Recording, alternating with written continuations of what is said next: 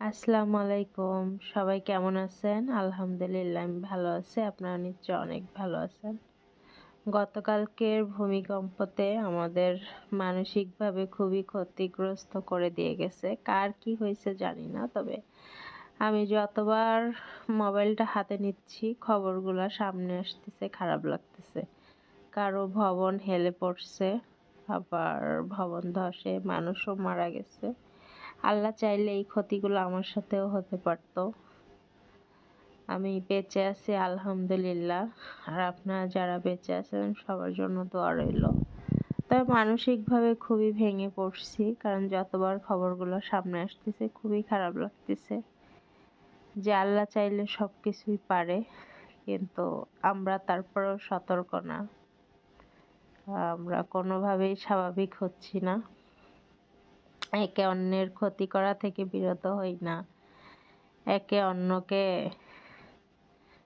গালমন্দ করতে, যাবতীয় যত ধরনের হ্যারাসমেন্ট আছে কোনো কিছু করতেই পিছপা হচ্ছি না। তবে আমার মনে হয় আমার মতো অনেকেই মানসিকভাবে ক্ষতিগ্রস্ত হয়েছে, কারণ এরকম একটা অনাকাঙ্ক্ষিত ঘটনা কারোরই কাম্য না। কালকে ভূমিকম্পটা হওয়ার পরে সবাই বুঝতে পারছে, আশা করি, যে আল্লাহ চাইলে সব কিছু সম্ভব। তার সাথে কোনোভাবে পাল্লা দেয়া বা তার আদেশের বাইরে যাওয়া আমাদের জন্য ঠিক না। যাই হোক, আমি যে ভুল করি না তা না, ভুল আমিও করি, কিন্তু যে যার জায়গা থেকে যদি একটা একটা ভুল শুধরে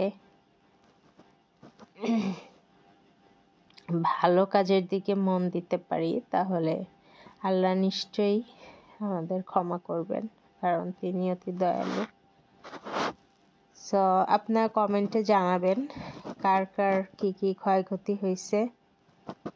তো আলহামদুলিল্লাহ আমাদের কোনো ক্ষয়ক্ষতি হয়নি, তবে হতে পারত, এটা অস্বীকার করার কিছু নেই।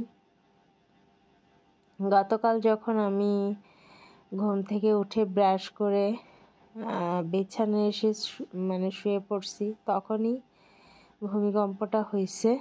আমি তো পুরো অবাক, এতটা অবাক আমি এর আগে কখনোই হইনি যে কি হয়ে গেল। একটু আগেই তো আমি কত হাসি খুশি ছিলাম, কত ফুরফুরে মেজাজের ছিলাম। জিজ্ঞাসা করতেছিলাম আপনার ভাইয়াকে যে কি রান্না করব, এটা জিজ্ঞাসা করে এসে শুয়ে পড়ছি। যেহেতু জুম্মার দিন কি রান্না করব এটা জিজ্ঞাসা করতেছিলাম।